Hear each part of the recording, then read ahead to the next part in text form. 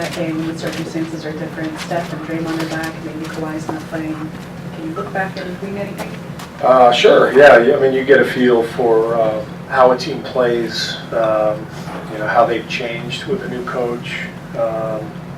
Their rotations are different.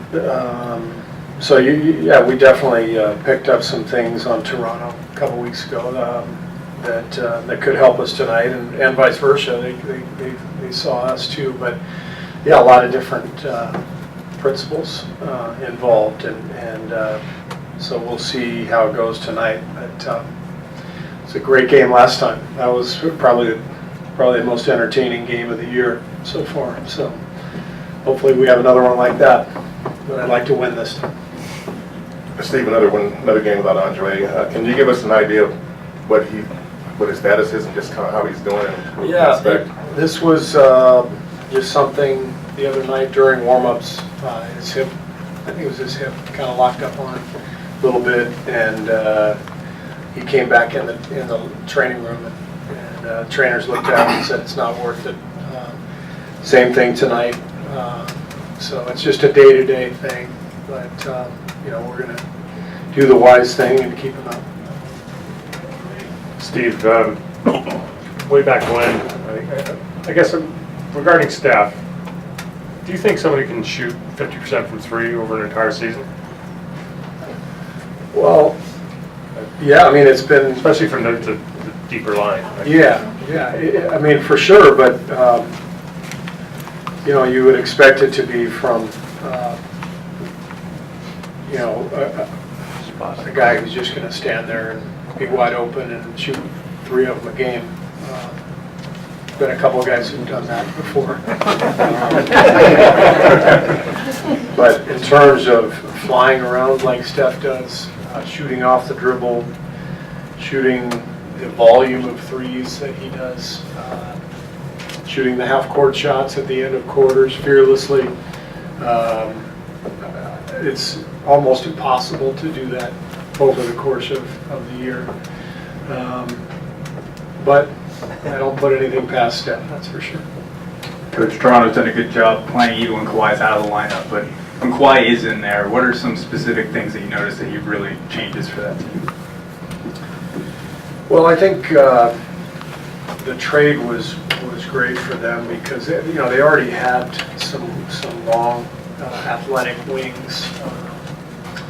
They had some guys who could get after you defensively. They have some young guys who are emerging, and so to add Kawhi, but also Danny Green, you're getting 2 excellent defenders, 2 guys who have played in the finals. One guy who was Finals MVP, and another guy who would have been Finals MVP if the Spurs could have, secured a 5-point lead in the last 20 seconds. So it was a great deal for them, and they've added experience and length and defensive versatility, and it shows. The results speak for themselves. I mean, they've got the best record in the league. Steve, has every championship team that you've been involved in had to deal with something? Injuries, issues, drama, anything? Yeah, that's safe to say. Every team I've ever been on, period, has had to deal with all of the above. When you're a championship team, those things are in the limelight a little bit more and they're talked about, but you don't go through a long NBA season without your own share of obstacles, all 30 teams. Steve, with Jonas and McKinney shooting the 3 well, I was curious, what's the key for guys like them to be able to take advantage of opportunities like that, knowing that you never know when the shots are going to come because of the All-Stars? I think just staying ready. Jonas has been around for a long time. He understands the process that needs to occur during the week. Maybe he doesn't get any 3-point shots up one game, and then maybe the next game there's 5 of them that are wide open. Milwaukee just decided they weren't going to guard our perimeter players outside of Steph, Clay, and KD. So all of a sudden, I think Jonas took 9 or 10 of them. So you got to stay ready during the week. You have to have a routine of taking them constantly. working on your conditioning, and just staying prepared for whatever comes your way. Hey, Steve, this year Nick Nurse has kind of messed around with his lineup some. He subbed guys in and out, Surgeon, Jonas in particular. I know when you took over, you talked to Andre and kind of made that switch. How difficult is it to get guys to buy into having to change a role that they're used to, and kind of walk them through that process of accepting that? Well, I think it's easier to do when the circumstances are right. I thought the circumstances were good here. Andre was at a point where he was later in his career. It made some sense for him to move to a six-man role. If I had come to him in his fourth year in the league, I don't think it would have gone over so well.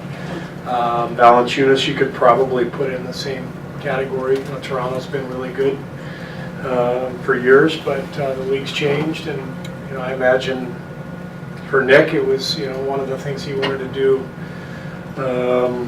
when he took the job, and it's easier to make some changes, I think, when you first arrive rather than kind of mid-run. So, but it's got to happen through communication and mutual respect and constant communication throughout the season. And I think making sure that player knows what his role is important too. And I watched the game last night. Valanciunas was brilliant off the bench.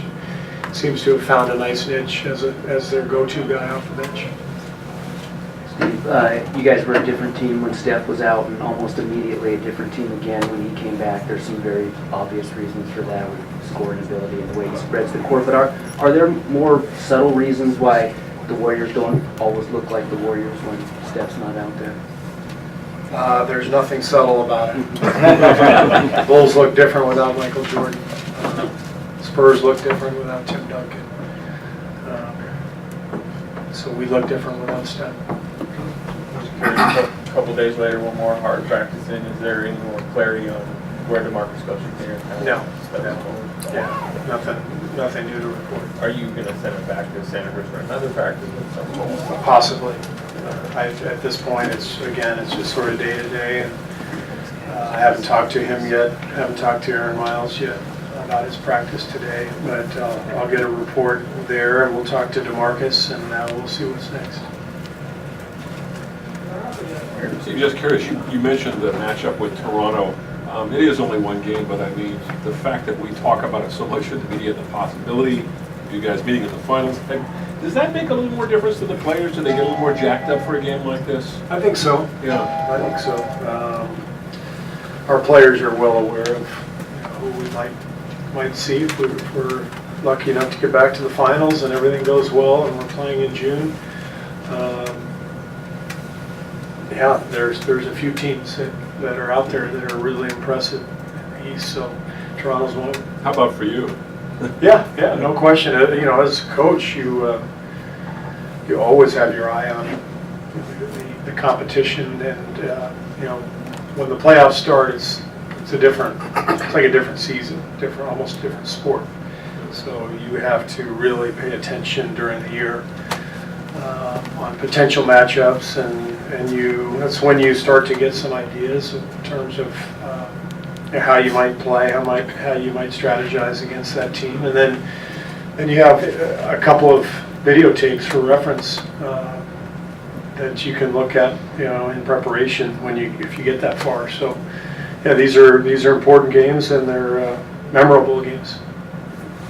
Steve, Jonas talked this morning about how when you sat down with him before he signed or right after he signed, just what you wanted him to do, what his role would be, and so forth. He said he's happy about it, but he also said recently that he's happy to have a chance to play basketball again. He was basically saying that he gets to play the full game now rather than stay in the corner and shoot.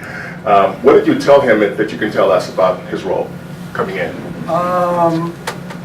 I told him that I thought he would play